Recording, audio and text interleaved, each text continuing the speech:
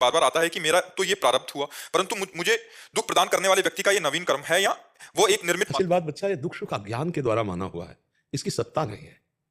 जब तक इसकी सत्ता मानोगे, जैसे रस्सी में सांप की सत्ता नहीं है, मानोगे उसे कि नहीं सांप तो है, तो तुम्हारे भय को नष्ट नहीं किया जा सकता।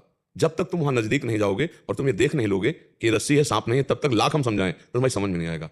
बच्चा, कोई यहां नहीं है जो तुम्हें कष्ट देता है। तुम्हारे विचार, तुम्हारे पूर्व किए हुए कर्म, वही तुम्हें दुख दे रहे हैं। वो व्यक्ति नहीं है, वो परमात्मा स्वरूप है। अध्यात्म में ऐसे देखा जाता है, वो व्यक्ति नहीं है, उसके अंदर परमात्मा बैठा हुआ है।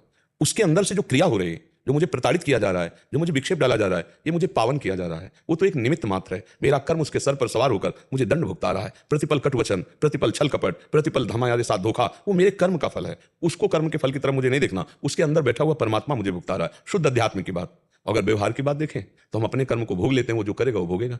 उसके विषय में हम क्यों चिंतित हों? हमको अपने कर्म को भोग लेना, अपने को संभाल लेना। ये व्यवहार